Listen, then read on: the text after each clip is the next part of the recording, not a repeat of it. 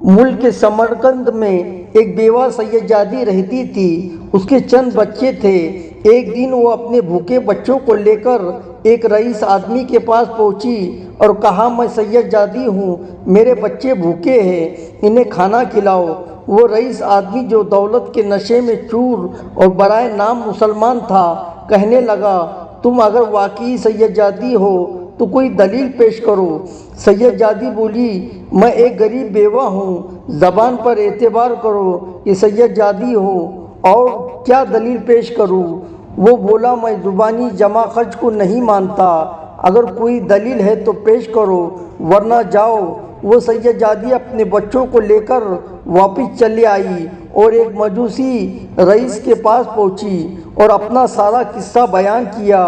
وہ مجوسی بولا، محترمہ، اگرچہ میں مسلمان نہیں ہوں مگر تمہاری سیادت کی تعظیم و توقیر کی قدر کرتا ہوں، آؤ اور میرے یہاں قیام فرماؤ، میں تمہاری روٹی اور کپڑے کا ضامن ہوں۔ یہ کہا اور اسے اپنے یہاں ٹھہرا کر اسے اور اس کے بچوں کو کھانا کھلایا اور ان کی بڑی خدمت کی۔ رات ہوئی تو وہ برائے نام مسلمان رئیس سویا اور اس نے خواب میں حضور اکرم صلی اللہ علیہ وسلم کو دیکھا، جو ایک بہت بڑے نورانی محل کے پاس تشریف فرما تھے۔ اس رئیس آدمی نے پوچھا، یا رسول اللہ صلی اللہ علیہ وسلم، یہ نورانی محل کس کے لیے ہے؟ حضور نے فرمایا، مسلمان کے لیے۔ وہ بولا، تو حضور میں مسلمان ہوں، یہ مجھے عطا فرما دیجئے۔ حضور نے فرمایا، اگرچہ تو مسلمان ہے تو اپنے اسلام کی کوئی دلیل پیش کر۔ وہ رئیس یہ سن کر بڑا گھبرایا۔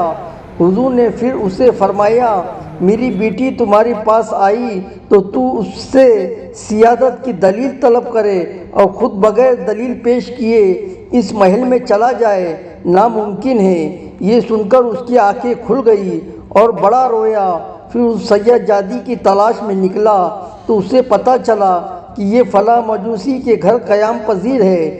چنانچہ اس مجوسی کے پاس پہنچا اور کہا کہ 1000 دینار لے لو اور وہ سیدجادی میرے حوالے کر دو۔ مجوسی بولا، کیا میں وہ نورانی محل 1000 دینار میں بیچ دوں؟ ناممکن ہے۔ سن لو، حضور صلی اللہ علیہ وسلم جو تمہیں خواب میں مل کر اس محل سے دور کر گئے، وہ مجھے خواب میں مل کر کلمہ پڑھا کر اس محل میں داخل فرما گئے۔ اب میں بھی بیوی بچوں کے ساتھ مسلمان ہوں۔ مجھے حضور بشارت دے گئے کہ تو اہل و عیال کے ساتھ جنتی ہے۔ سبحان اللہ۔ نزہۃ المجالس، جلد 2، صفحہ نمبر 84۔ سبق: دلیل طلب کرنے والا برائے نام مسلمان بھی جنت سے محروم رہ گیا، اور نسبت رسول کا لحاظ کر کر بغیر دلیل کی بھی تعظیم و ادب کرنے والا ایک مجوسی بھی دولت ایمان سے مشرف ہو کر جنت پا گیا۔ سبحان اللہ۔ ناظرین، اس قسم کی دینی معلومات کی ویڈیو دیکھنے کے لیے ہمارے اس چینل کو سبسکرائب کریں، لائک کریں اور زیادہ سے زیادہ شیئر کریں۔